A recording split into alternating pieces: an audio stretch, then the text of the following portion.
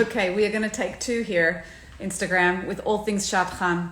And we are talking tonight with Rivkah Fox, who is a wonderful person, an old friend, dear Shadchan, and making some really good things happen with singles. So she is now on, thank God.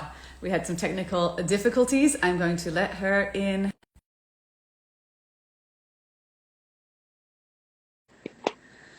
Okay, we are ready to roll. Gotta love technology. See if she can join. We never know. We're not there yet. Is she coming on? Yes. Hi, Jackie. How are How are you? you? Great. Thanks for giving me the heads up because in my head, for some reason, it was at 9:30. So Yeah, I really appreciate the heads up. Thank you. It was a my crazy pleasure. day. But we can't do this without you. This is so important I'm so excited. and I feel like this is long overdue, long Jackie. overdue. And we have a lot of singles who really have a lot to say, have a lot of questions, have a lot of angst, and we know it's not at you personally, but you can shed some light and give us some Definitely. advice and give us some chizuk about like how on earth do singles navigate this very difficult situation. And it's just so, I was single obviously for a very long time, and it was just so exhausting to navigate, and it just led to burnout so quickly. And it's not obviously one person Sure.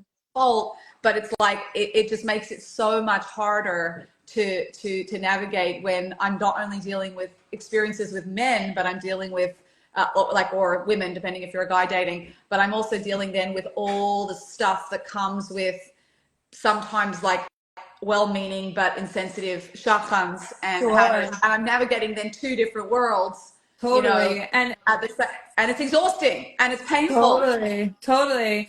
And Jackie, you have the biggest heart, and it's amazing what you're doing, that you're using your experiences to help all these singles. And as you know very well, that dating is so anxiety ridden and filled already with so much tension, and it's so close to home, and there's so much emotions. And then on top of that, to deal with insensitivity is so Yeah, hard. yeah, And as a shadchan, look, I can't excuse horrible behavior on the part of matchmakers. I can't understand it. I think it's terrible. But what I can do is try and give singles the best skills to use so that they can get the most out of their experience with the shadchan. And also, I can try and help to navigate what happens when speaking to someone who's insensitive and not helpful. right. Like I work on that part of it because I'm not really an official shadchan. I work on the build yourself inside and then no one can hurt you kind of thing. Right, Which is the right. truth in life, right? Sure. Like I was just saying before, that we can only feel terrible inside if we also buy into the judgment on some level. If we do not buy into the judgment of self, Yeah, which is a very high level, and it takes a whole lifetime to get there. Like I'm still working on that. We're all still working on that. But absolutely. the idea that I don't need to buy into other people's judgment, I think, is a very powerful thing to work with as an inner concept, which we can get to later. And I think, Yeah. but meanwhile, like practical tips and like how to respond and what to say, and like, a lot of singles have told me so many times they feel like disempowered because they need the shadchan to suggest people, and Sure. if they don't do what the shadchan wants, and they kind of feel you know um, forced into things, then they won't set them up again. So it's like this power That's imbalance. powerful. Yeah, so I think a huge part of that is understanding the shadchan's point of view, and important for the shadchan also to understand the single's point of view. And what often happens, hold on, what type of backgrounds do I deal with for shadchan? I'm going to get to that in a second. But what often happen is there's this disconnect where the matchmaker is coming off of tons of phone calls, no sleep, gets on the phone, isn't exactly focused, says something without the right kind of emotion, and the single feels so uncared for, and rightly so, and alone in the world. And that's not what the matchmaker's intention is. Right. And so comes away feeling so unheard, and that the matchmaker is so callous.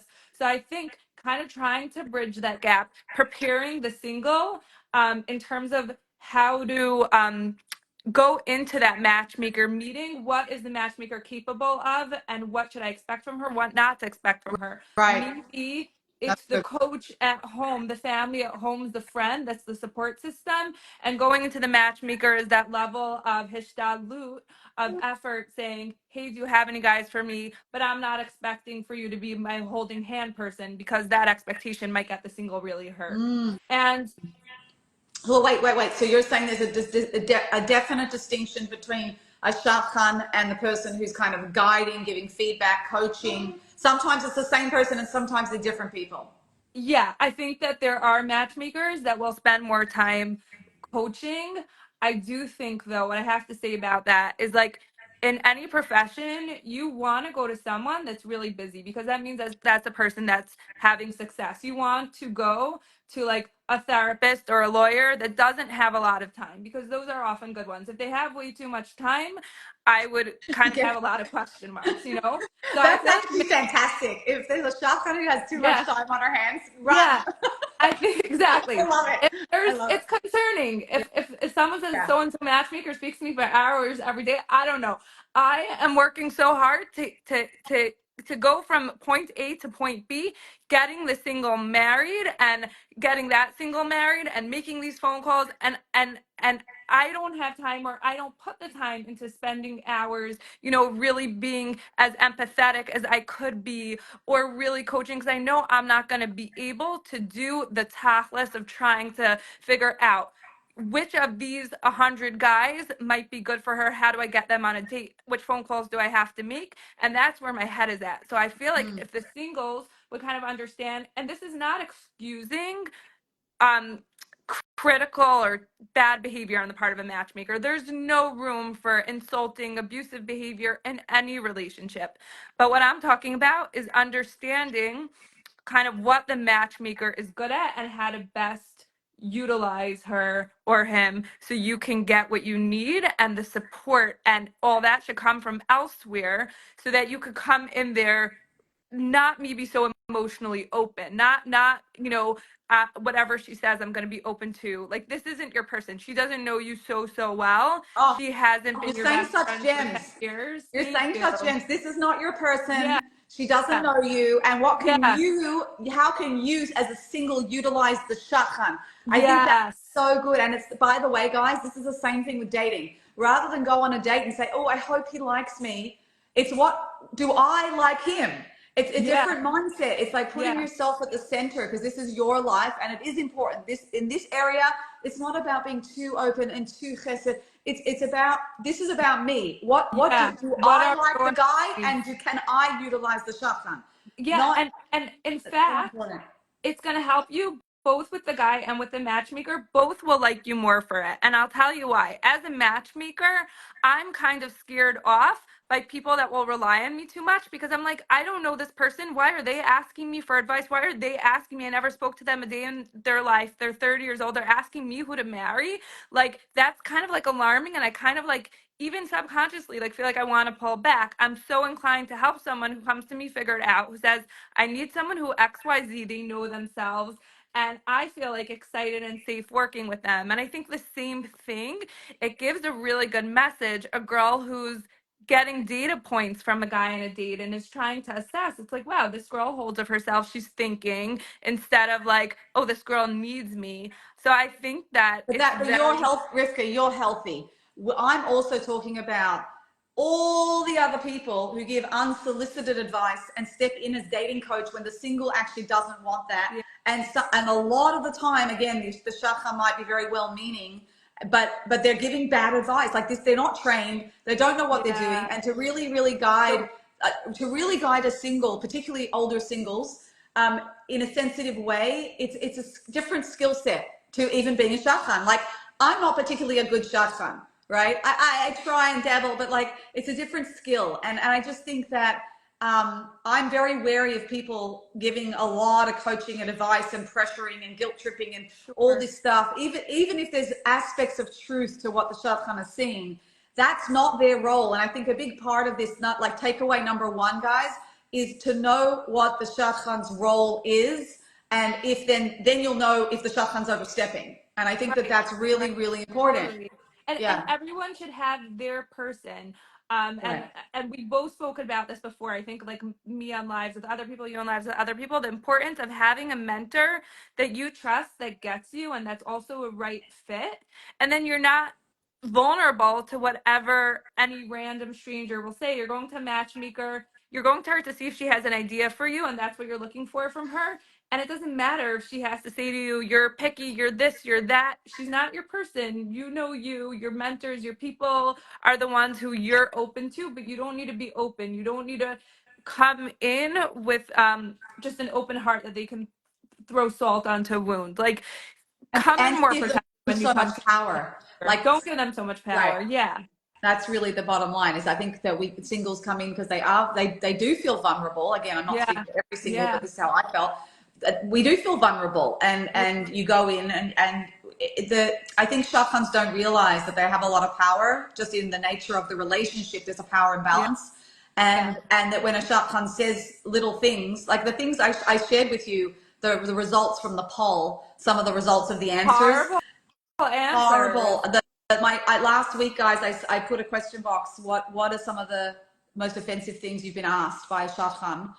Just to get a gauge, and it was amazing. Like the similar things that came back, bra size, and what your intimate history's been, and all sorts of like violating personal Very judgments and invasive. Yeah. oh, like that is so far away out of the role. And like, there's a lot of great shadchans, and I feel that it's those ones that make you feel so bad that just give a bad name to all of them, and they're not all bad. You have to be But discerning. I want to add to that. I do think that even the ones that are invasive want to help. I do think They that they want to do. help, They're just and clueless. they're Clueless. very, very clueless. Right. And the matchmaker does want the best for the single, and they're clueless, and right. The single should not be letting them in emotionally if they're not the singles Yeah, person. but the problem But they do mean is well. that if Shadchan, even if they're well-meaning, says offensive things because they think it's going to pressure them to continue going out because they need a push, Right. No, you that's still feel you wrong. still feel victimized, in that Yeah. position. So, I mean, I'd love to hear from everyone watching. If you want to put your comments, your experiences, your questions here, I think that we want to have this live with an attitude of solution focused as well, not just like let's just like complain about Vents. everything, but Right. events. But I think these problems are very real and very widespread. I do not think this is like, oh, there's the off one experience. I think this is a common experience. And one of the most common things I got is why shadchans ghost singles. And that it happens when I said, how often does it happen? I think it was 68% said that they feel ghosted by shadchans Yeah. all the time. So imagine you're being ghosted by Jackie, guys on apps and ghosted by shadchans. I mean, how do you it's not feel bad about yourself? horrible, It's Jackie. horrible. And I reposted that the poll with 60%, and someone private messaged me and they said you're guilty of this too. And I said I know. I'm going to speak to you about it, and I want to talk about that, and I want to talk about what singles can do if they are ghosted by a shadchan.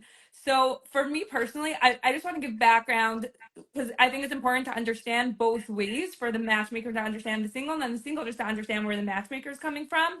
I get on average around 10 conversations, 10 new singles an hour. Not new singles necessarily, but different singles who are either checking up after dates or Wow. moms who want to talk to me.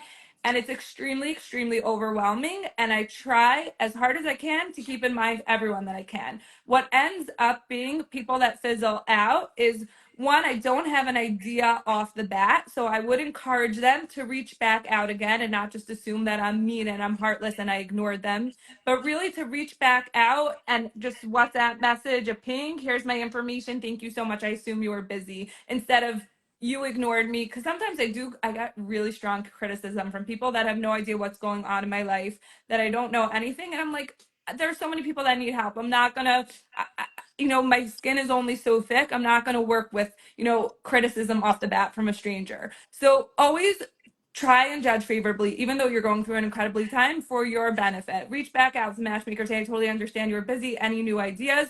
And send your information again. I had like That's a good guy advice. once say to me, I said to him, okay, can you send me your information again? He's like, why should I? Sent it in the past. Like, Oh, no, I can't. I don't have it in me. that's Maybe I bad have it in the egos. past. But that's Well, bad bad character. midos. That is So bad so character on the you part. always Yeah. want to present your best midos, maybe because the matchmaker isn't the biggest sadiqus in the whole world, and she's trying her best, and she doesn't have all the patience of a saint. So another thing that singles could do, that I find the singles that I don't get back to, other reasons, is sometimes I'm very unclear about what they're looking for, and I try, and it's usually the singles that have clarity on exactly what they're about, what they're looking for, that will help me to work on their behalf. So I will get a single, right, let's say a very, very, very long bio, but I don't come out with, and I know we all hate labels and we hate judgment, but it really just helps to short circuit the process. And a matchmaker isn't necessarily going to be the one who's getting to know you super, super well. She's just trying to find out those basic categories that might fit for you. If I can't come out very easily with, like, is this her hashkafa, that her hashkafa? She wants someone who's learning, who's working, who's outgoing, but introverted. I get confused, and I don't have enough time or like patience for it. And I really, really would love to work with every single.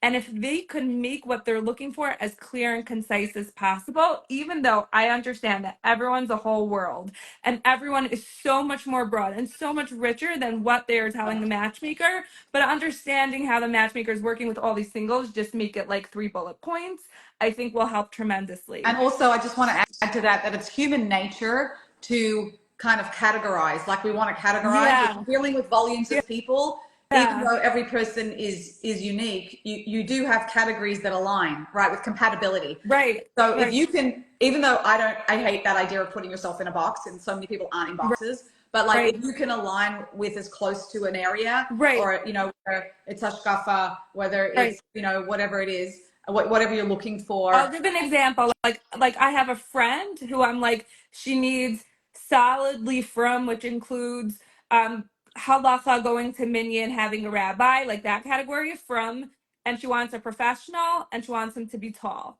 And that's what I walk around thinking about. And now it's so easy for me to sift out, because like I'm like, those are the three things I'm looking for this Right. woman. Um and obviously she's so much more broad and it's so much more nuanced, but it just helps a lot that wherever I go and I'm networking and I'm going to events and Shabbos meals, that I have that 3 bullet thing that has my attention. So this is a very, very practical tip, guys, of like really nutting down, and you might want to work through this with your dating coach or Yeah. with a mentor or a therapist or whoever you have in your corner. How do I succinctly, accurately, that's the key, accurately represent myself? So Yeah. when I go to a shadchan, for me, for example, I always say pick the top three, right? The top three things that are absolutely you must have in a guy, like you or a woman. You must have, and without these three things, you cannot even think of marrying them. So for me, it was you have to be accomplished, be sensitive, and have yirat shamayim, I right? love that. And so Beautiful. those were the three things, and my husband has that, right? Like that literally, and everything else was like the shopper's not going to know if I have chemistry or if I'm going to find a Right. guy. So Right. they were the top three, and I think he couldn't be a smoker. He couldn't have his native tongue, native language had to be English. Right. It didn't matter which English country, but had to be English. Like there were certain deal breakers for me too. So I always, I don't know if you do 3 or 5, top points, but and then also a couple, 2 or 3 deal breakers that if they have this, I cannot think of dating them. Right. And so that's super clear and concise.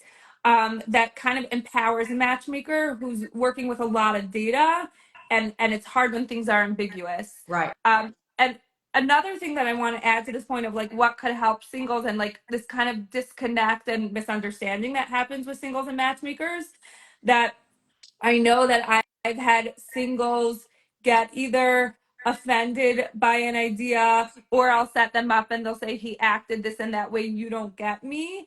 And what happens over there is that often I don't get to know the single super, super well.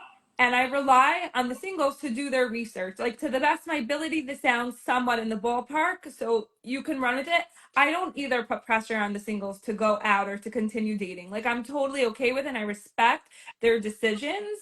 But I do put the ownership and autonomy on the single to figure out if it makes sense. I don't want them to take every idea and say, Rivkah suggested it, I need to date this person. So this is also showing how the matchmaker doesn't have all that power. I really would love for the singles to do their research. And then if it doesn't work out, it's okay. Like, I can learn you better, you learn me better, how we work and operate.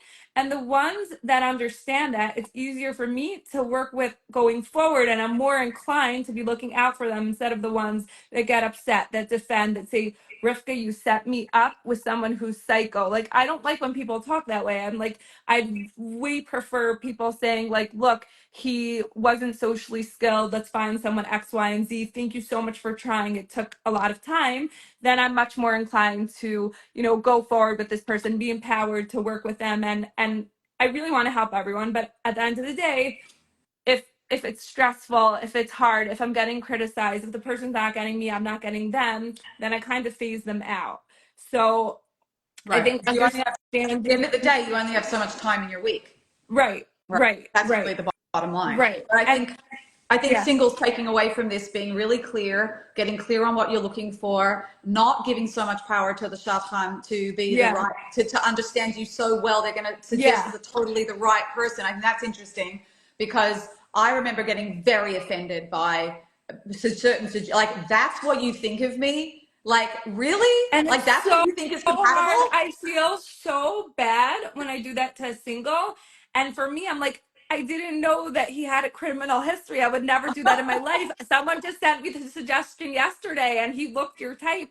Like, and I mean no harm by it. And also, I'll have matches that, let's say, get married and they're 10 years apart and they're so happy and it worked. So I'll suggest again another one 10 years apart and they'll never talk to me again, but I don't mean it at all to come from a bad place. And like sometimes I try and remind myself, I've got preface every suggestion by, I don't know this person super well, don't take it personally, which I really should Nice. do, but I That's don't nice. always, yeah, I really should do that. And I feel so bad. And with close friends, so many times I've suggested ideas that they're like, Rivkah, I thought we were close. I thought you knew me. And sometimes it takes more tries. And it's like, beep, horrible suggestion. This isn't going anywhere. Rivkah, you've broken my trust. And then the next one I suggest, and they get engaged. So Right. we're don't human.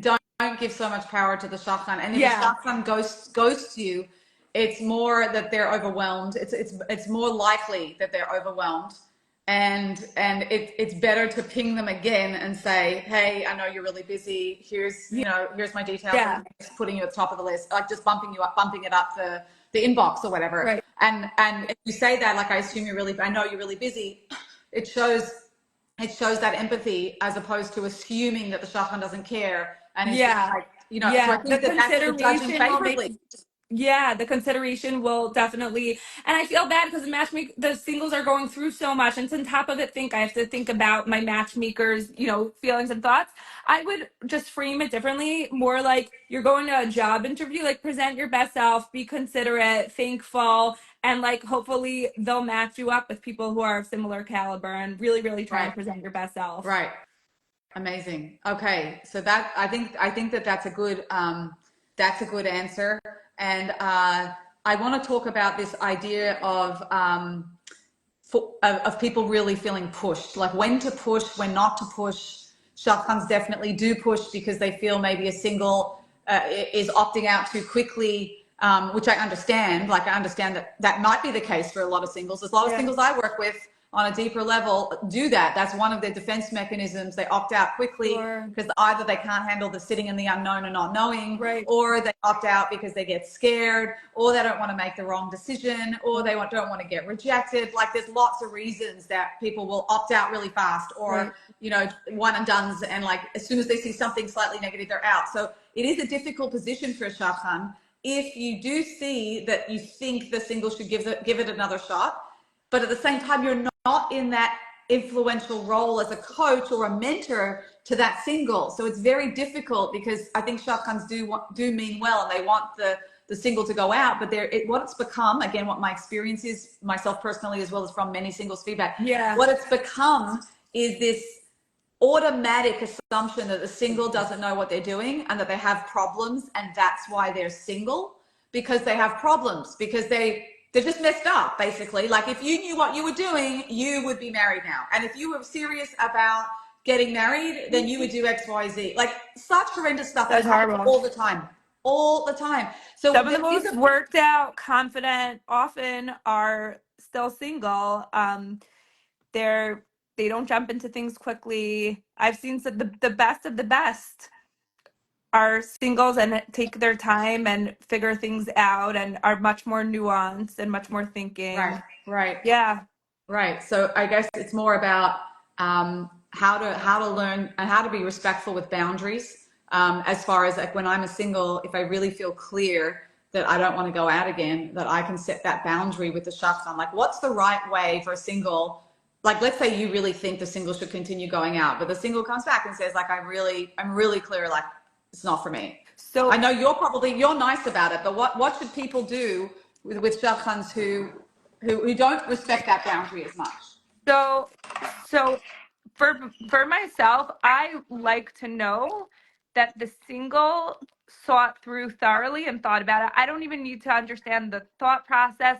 I want to know that they really thought about it and they're sure, just so that they aren't plagued by 2 years later. Did I, really, should I have given that guy another chance? So I do the, are you sure? I love when they say to me, I spoke to my rabbi, I spoke to my mentor, this isn't the right person for me. I'm all for that. Wait, And so then that's a good line. I'm going to stop you there because that's a great line, guys. Even though on some level, part of me is like, you shouldn't have to say that, right? Like you right, should be able to just say no and have your own no appreciated. But it brings a different credibility and weight to it when you say, I've even discussed it with like my people yeah, or whoever it is, and it's really not the right thing for me. I used to say, if you have a problem with it, please take it up with my mentor. And of course, they would never call. But I would literally like in your face, I was just like, if you have a problem with it, you can feel free to call my rabbi or my rebbitzin or my whatever. right. The matchmaker feels the sort of like responsibility that they're handling something that is the biggest decision of the single's life. And here she doesn't want, the matchmaker doesn't want the single to come to this decision prematurely, and there feels like a responsibility. So I don't think that there's room for pushing and inappropriate boundaries. But if the single can communicate that they were responsible, I think that's all the matchmaker really wants to know. And sometimes I'll get a very fuzzy answer from a single. I'm not sure he was my type, and I don't know what to do with that. Or the date was okay, and I say to them, "Do you want to explore it further?" And sometimes they give me this wishy-washy kind of, they're not sure, and I'll say until you're sure, like I would encourage you to go out again if it wasn't bad, if it doesn't hurt. And if they come back to me and they say, no, no, I'm sure, then I feel good because I just want to understand that the single is not making a premature decision because I care about them. And I want them to know that they fully explored that option so that when they move on and they date the next person, they're not doubting themselves. So Right. if you, And I want to add to that, that like there really is no rush and the process will unfold to clarity. It has to. You just can't keep going out and it not moving. You'll either grow more attracted or you get more repulsed, right, like literally either way, if I'm being blunt. right, right, And I do feel that a lot of singles feel the pressure to work it out because they think it's the biggest myth. They think they're leading them on. I don't want to lead someone on if I'm not sure and maybe the other person's interested in I them. hear I that don't a want to lot. lead. I'm So, like, no, the rules of engagement are in dating that you can pull out at any time. You can opt out any time. There's no leading on. right, It's understood that you're right, trying to get to know each other and at right, any point you can end it. So you don't have to end it in 1, 2, 3 dates. Like, totally. and you're not committing to anything at all, to go 4, 5, 6, 7, 8, 9 dates. You're not. You're just saying there's potential here and I want to see if it can work. And I think that we have to give that permission to ourselves and to singles to really take your own time, take your own pace, let it unfold, sit in the not knowing, guys. I know it's hard, but sit in the not knowing. Like sit in, I just don't know yet. Right. I just don't know. Not like, is he my husband? Is he my husband? Is he my husband? Oh my God. It's like, do I want to get to know him more? Do I feel there's enough here? Is there any reason to end it? Like Eliza says, date until you hate him. You hate Like, him. you know, Yeah. I don't know about hate because I always say a little bit repulsed, but like like a little bit repelled, but it will become clear. So you don't have to force yourself to come up to like a lot of the stress and the pressure is because I feel forced to kind of assess and analyze and make a decision quickly. Sure. And it And just I doesn't work find that way. also that there's this huge fear that I see in the beginning after one date, after two dates, that let's say there's something that they're not sure they're bothering them. They go to, oh my God, am I going to be married to a short guy? I can't, and I need to break up. And I'm like, don't think about, do I need to get married yet to this, to that? or the guy's family is like this, I don't see myself in that family, and they jump 100 steps. And I try and encourage people to say, you have no idea what the dynamic and the relationship and the big picture is until you go through all the motions, and it's not going to be anything that you imagine. Right. So you really, really have to go through it instead of being like, this is what it's about after the first date and this is the package. The way that the dynamic plays out between the girl and the guy, every single one takes on a life of its own. And the only way that intimacy and that relationship plays out is really taking it one step at a time and being in the moment Being and in the going slowly. moment. Right. So you Yeah. have to have the confidence to be in the moment in the not knowing the outcome Yeah. yet. And I think that Yeah. that's hard for people, but it's okay to just let yourself sit in the unknown Right. and ask yourself, do I like him? Not what do I need to be doing so he likes me? Because as Right. soon as you go into that You're losing thinking, your you power. lose your power, you lose yourself. You're not showing up authentically. As soon as you start to think, this is like your little like red flag for yourself. As soon as I start to think, what do I need to do for him to like me? What should I say for him to like me? What would impress him? As soon as I start thinking that, I'm no longer my authentic self. I'm creating and crafting an image that I think he wants to see. And I will let everyone know that makes you feel so much more vulnerable to rejection. Because if you create an image and you project an image to someone else and say, I'm trying to act the way I think they want me to be, then you feel the distance between the image and your authentic self. And so you get scared on some level that you're going to be sprung, you're going to be seen. And so it actually makes you feel much more insecure than I love that, Jackie. yeah, That's so wise. yeah, That's so wise.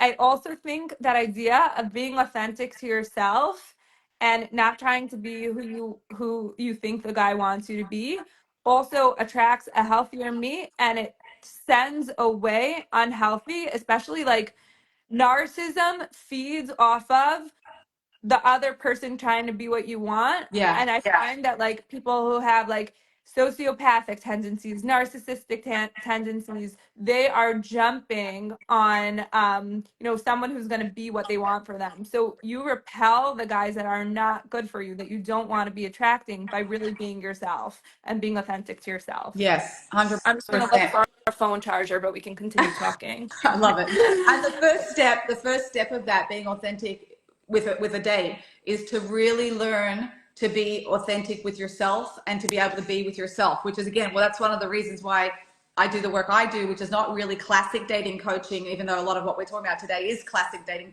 coaching. It's the deeper work of like, how do I actually build that authenticity? How do I actually build that sense of acceptance with myself so that I can show up on dates and just be real and myself and relaxed and and authentic? Because that, until you can do that with yourself, it's just impossible to do that with someone else, obviously. For sure.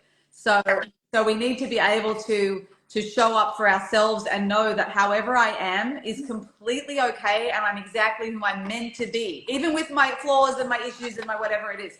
Everyone has issues. You are not single because you are so broken and that only if you fixed yourself then you would get married. That is just the impression that is given to us by from society, is that, and it is so trace and wrong, because the proof of it, the proof is very simple. The proof of that's wrong is that there's tons of toxic, dysfunctional people who are married. Tons.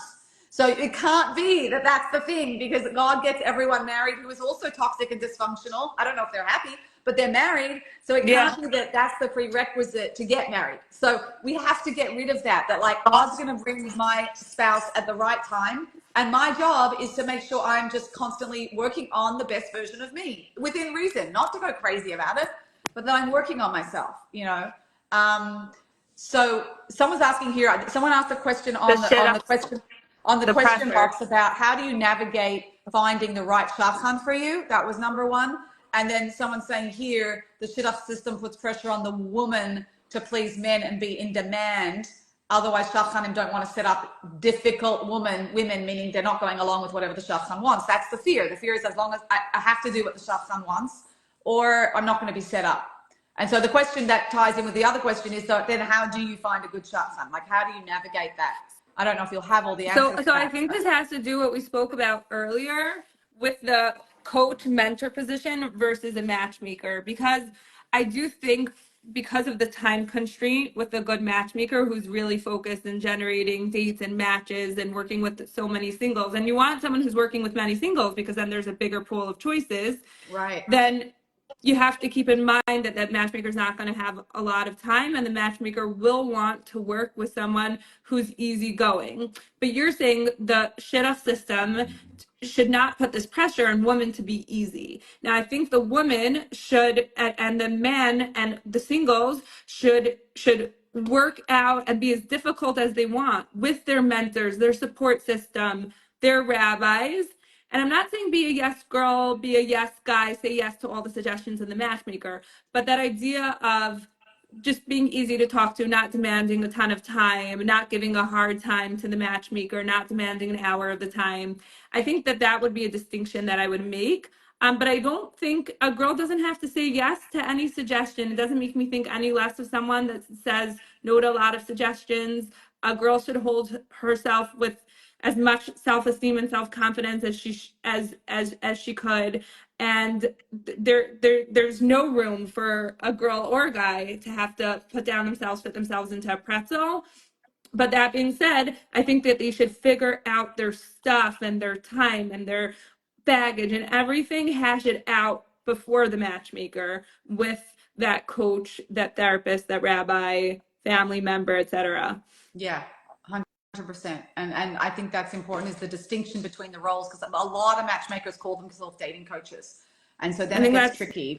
that gets really, really tricky. It's very tricky, but it's very common because they're coaching based on the match they've suggested, which they also have an agenda that they want to work. They want that match to work because they've got an So investment in that. hard. So That's hard. conflict Yeah. of interest, to be honest. Total 100%. I agree with It that. really is. I So, really agree with that. I think the best thing people can do is what you've suggested, which is to really try to find a different type of mentor and to tell the shadchan, I'm discussing it with my mentors, my mentors, my people, Right. my rabbis, my rebbitzins, whatever. If you really have a problem, feel free to speak to them. And like, they will never generally call. I don't think. Right. I really Right. do think it protects you. Okay, so that's important. And also, I think the Yeah. way that the single explains it to the matchmaker, also, like we said before, is important. Like, I Yes. have certainty so that they're not communicating to the matchmaker, oh, I'm a thoughtless, impulsive person, Right. letting them know, like, I really thought about this. This decision is thought through and it's final. And thank you so much for your time. And I just want you to know, even though I couldn't explain to you all the details, we didn't get into it, it makes sense that I'm saying no. And that's like just reassuring and shows like just a lot of good character on the part of the single. Right. 100%. Yeah, I had a really famous matchmaker say to me, when I said no to a suggestion that she suggested. She's like, "Well, this is clearly why you're not married." Like, Oh, literally. something to And I hear. was like, "Really? Interesting. Okay." I never spoke to her again. Never It's spoke to her again. awful. I'm Never ever. sorry, Jackie. Yeah. I That guy was nothing like who I married. I mean, again, people have no clue. So if anyone tells you that's why you're not married, run the other way. No one has any And idea no one why. knows. No No one one knows you knows. like yourself. I remember I was speaking to a matchmaker also like before I dated Rick, and Rick's name had come up. And the matchmaker said something about his personality that's so not true. Nothing negative, but like it was completely not true. Right. I was like, I need a person who XYZ. And they were like, Rick doesn't have X or something. And it's totally, totally not true. And this was also a very, very like well-known, wise, whatever matchmaker. So you know you better than way better than the matchmaker, someone that doesn't know you. Trust yourself. Trust those who know you for a long time, who are your mentors, who are your people. And also, God doesn't need that matchmaker to make your shidduch, and neither do you. Like, Right. whatever specific matchmaker it is, you can walk away. If someone's really pressuring you, walk away. I had a good question is, how much can you judge someone based on their picture? So I do think that there's a gut and intuition. I pick up a lot. I'm not just talking about physical external beauty. I think there's a certain intuition that comes from a person's expression, the way that they're carrying themselves, something that I can't even pinpoint, that can tell me like a little bit about like the person's personality, confidence, depth level. I really do get a sense from the picture, and that's why I do like looking at pictures. even how like with it slash not cool, like what would be, and it's not even things that I can always verbalize. I really do got a sense from the pictures, you know, oh, these two people would be in the same ballpark, you know, they're The both vibe. the The vibe. vibe. Yeah, the vibe. Yeah, but the problem is when other people don't tune into the vibe and they're just judging on the physicality, right? Like some of Right. the effective things that people wrote into us last week was I've been asked for like full body photos. So clearly they're assessing their weight, Terrible. you know, and their figure. So, you know, it's true. You can feel, some people can feel someone's energy, Adele, through a photograph. I think Rivkah can, I can. Some people are intuitive. And other people don't. Other people don't feel the energy, right? They just look at the physicality or and they objectify it. So it's really a dangerous, you know, double-edged sword there. Because I agree with you completely. I always want to see the Yeah. picture, but at the same time, you know, it's tricky because you also can just like rule out someone in a snap judgment based on a photo, Sure. rather than let their personality come alive through the Sure. interaction. Sure. And there's a difference between objectively finding the picture attractive. That's objective. I'm standing outside, I'm looking at a purely an object like a physical picture, and I'm assessing whether I find that attractive. You do not need to find the picture attractive to say yes to go out, because true attraction, when it's about connection, is about the dynamic and how it plays out, and whether that person gets you, and whether they can show up for you, and whether they can like hold you, contain you, whether they can respond appropriately, and then really be thoughtful and sensitive, and all sorts of other things come out through the connection. So being attracted to someone is not the same as finding them attractive. And I think that that's like from a photo, right? One is objective and one is subjective.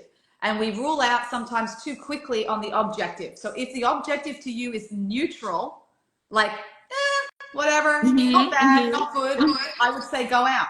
Go out. If the other things make sense, if the other things line up and the picture is neutral, for sure. Exactly. Yeah. And also about this like singles saying that these matchmakers are so offensive, they're asking for like multiple pictures, full length, this, that.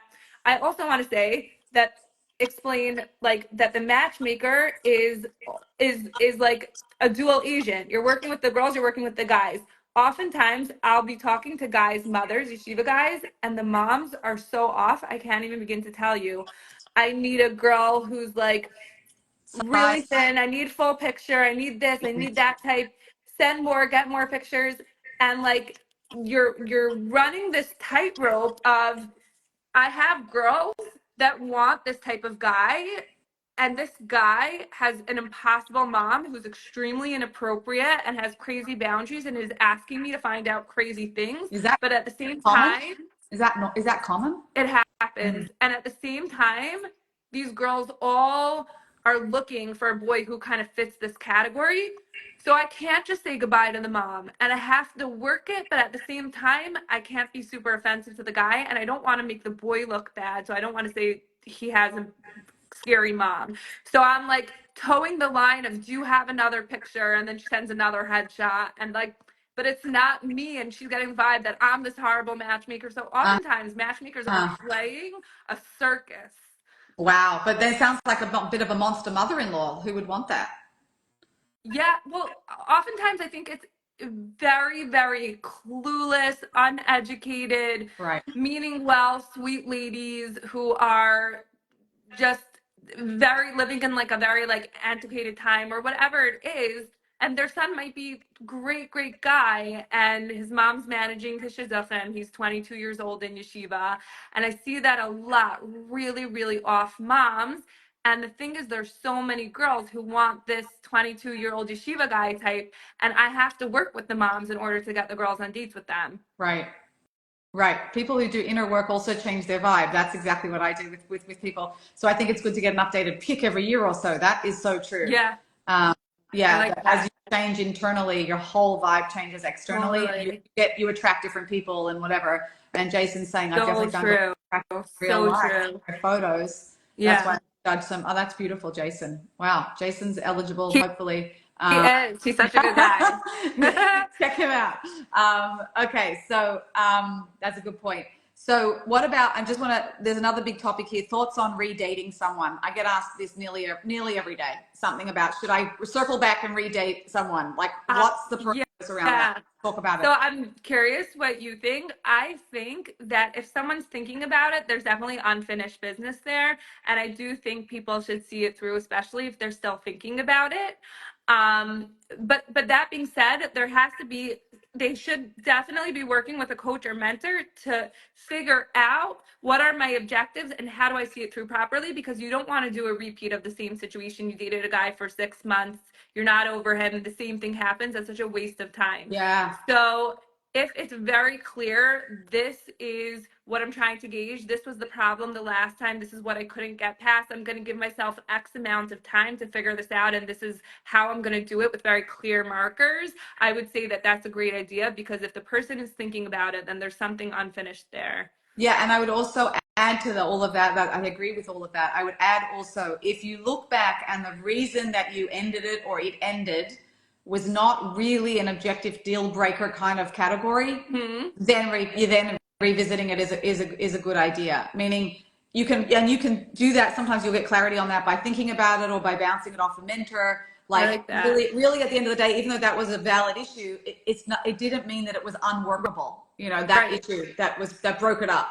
Or sometimes people I found end dating relationships because they just are indecisive and they don't know. So they're like, oh, I didn't want to just lead him on. I didn't want the pressure of like, we just didn't know. It kind of fizzled out. Like, so revisit it because, what I would suggest is revisit also whether you have any fears or blocks under there. Because again, what I found most of the time singles is if they're dating for a long period of time and it's not happening, and they're kind of just doing the same regardless, the same effort.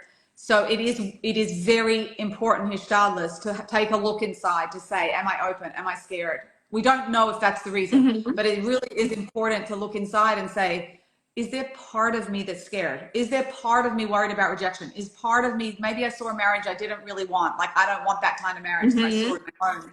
And like, but I don't want to acknowledge that because I love my parents and I really value them and I love them to bits. And I feel bad acknowledging that. Like so many people are in this conflict and it's like, it's okay to love your parents and not want the marriage that they have. Like, it's totally okay. Like, and the more you can acknowledge that that was hard for you or it's scary, like, because I think that that's what's just going to be, the more you're going to get stuck in that place and that fear. And that sits very subtly at the subconscious level, the part of the brain we're not necessarily aware of, right? It's in the background.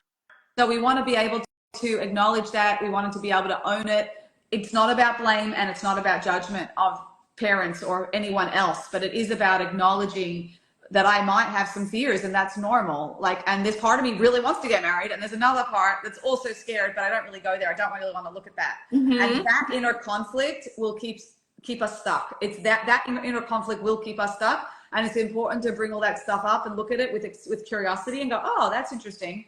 And because you're not that part of you. It's just a little part and it's usually a young part and you can easily learn to process that through. So if you're interested in that, if this is resonating with anyone, please feel free to DM me. I'm happy to talk to you about it more, but it's really common. Or do you feel worthy of the kind of man or woman of your dreams? Like, do you feel like you're the kind of person that the man or woman of your dreams would want to marry? You know, deep down.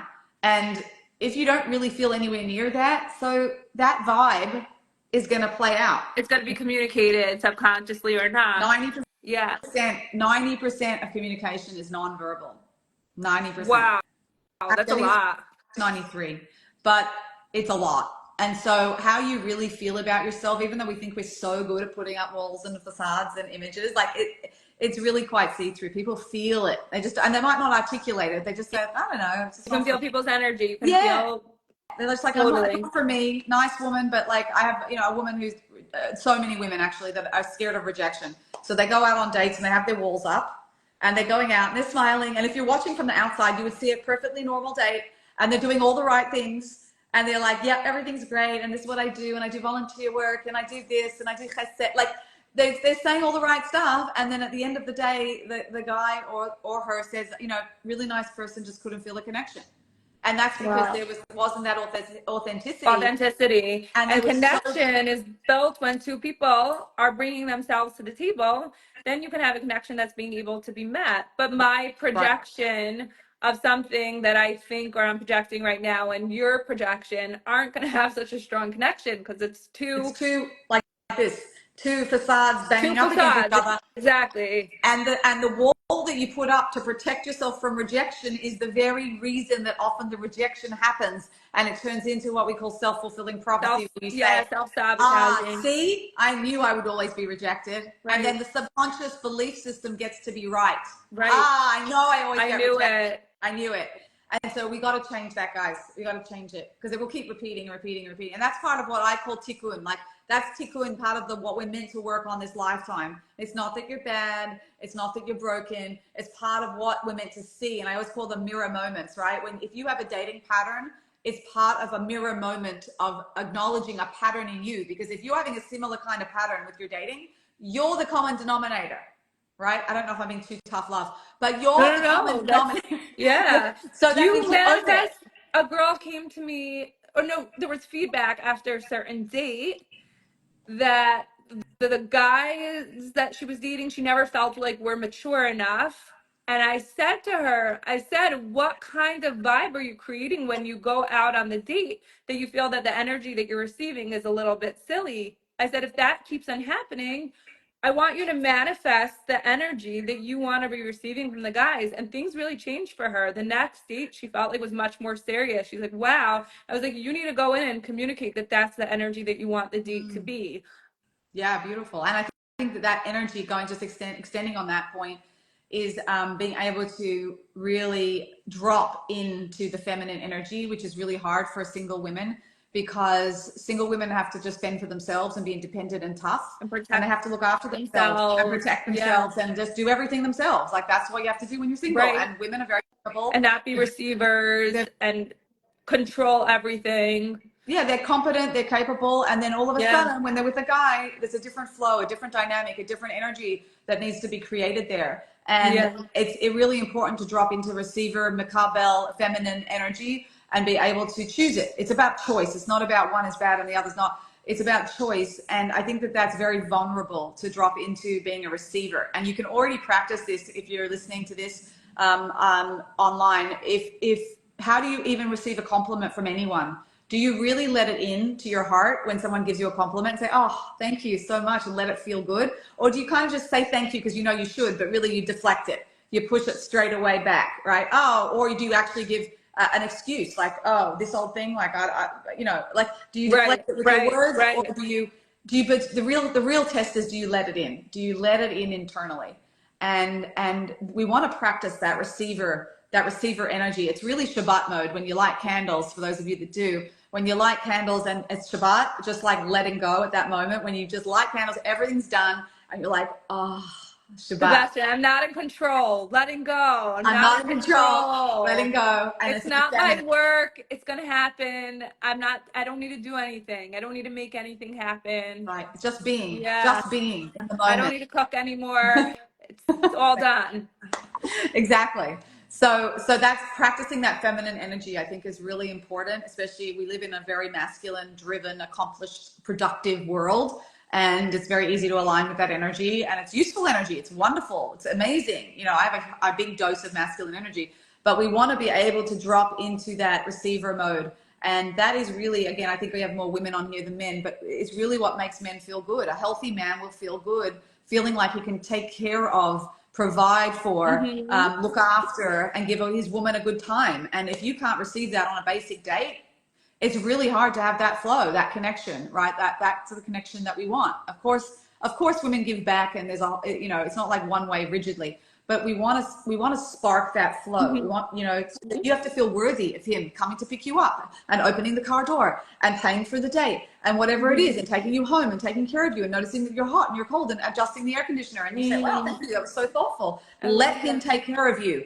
Not that you can't take care of yourself or can't do something thoughtful for him, but he wants to feel needed. And all these very, very capable independent women often there's no room or space. Is the men They feel there's no room or space. feel at the end of the day, I'm okay. You don't need to get me an Uber. I can get Yeah, myself an Uber.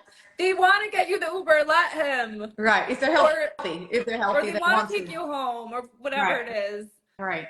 So that's just something to think about, and just to, like, again, just check in with yourself. Use it as a litmus test to yourself. Like, how am I with that?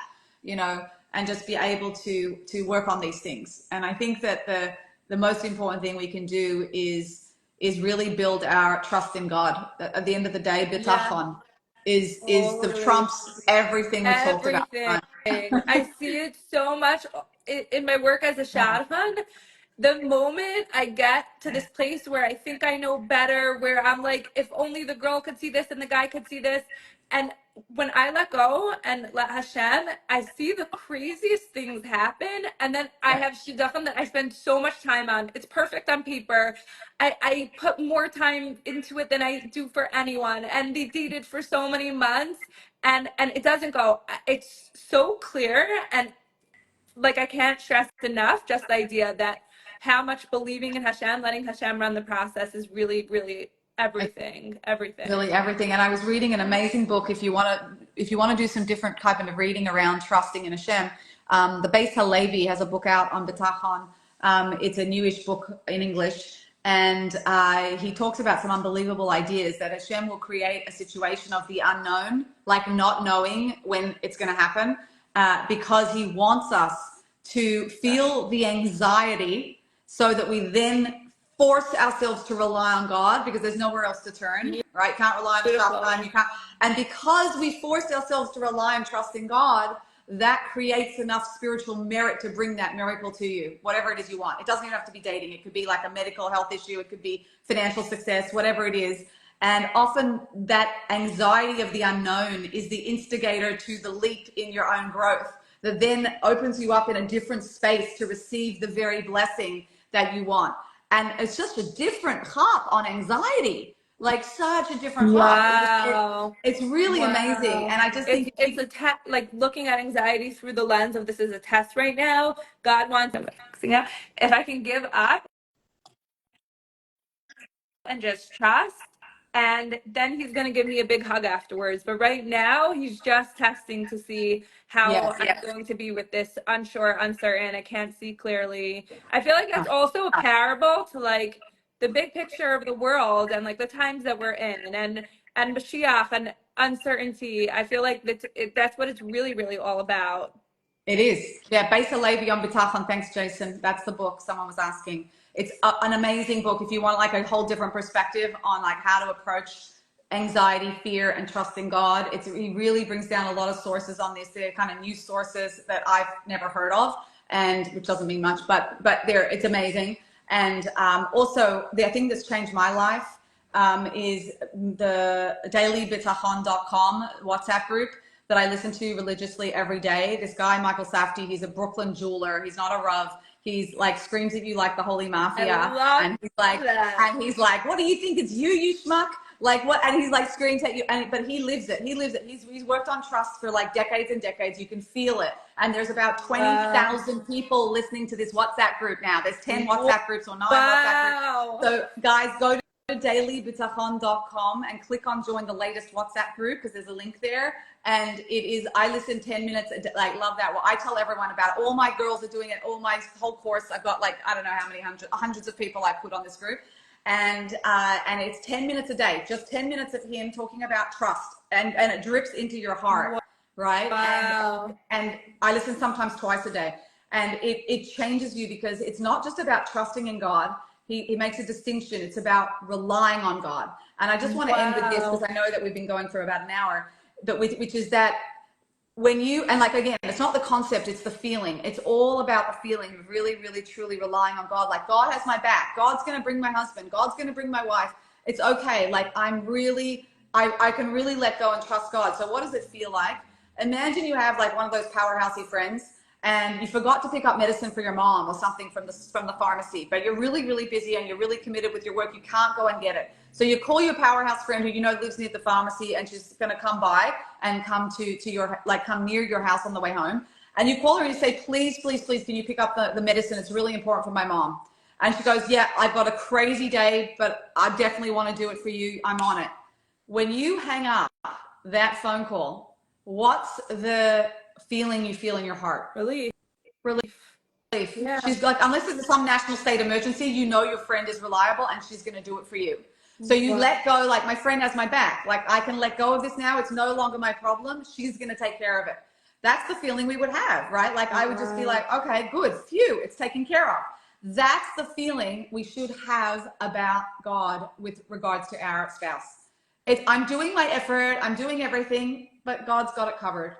And he says Beautiful. that the problem, Michael Safdie says, is that we're not there. We're not really there. We know this concept, but we're not there in the heart. And it's this distance that we have to constantly be working on.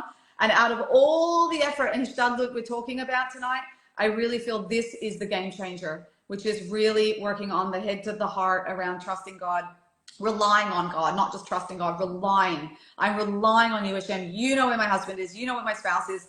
And I can relax because you've got my back. I'm just going to go through my effort. I have to do my effort. I can't sit back and do nothing. That we're really clear on.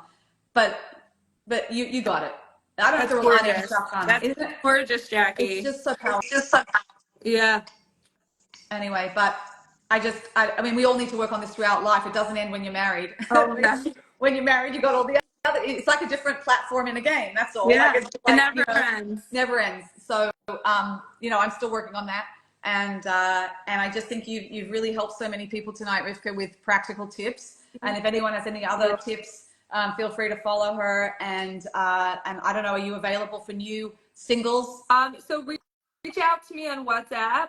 I have my number on my story, my Instagram stories, and I will try my best. And I put in the beginning, we talked about how to get through to the matchmaker. And if I can't get back to you now, try again in 2 weeks. Send me your information, make it clear, and I'm going to try my best.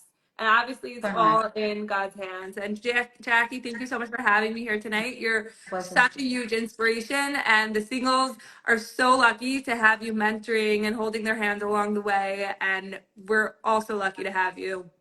Yeah, it's a real honor, and I really get it. I get the journey because we'd love to have a summary with the tips. Oh yeah, that would be good. Okay, I will try my best. I'm going to post this onto our feed. I'll add you as a collaborator, and let's do this again. We'll do a part 2. Love it.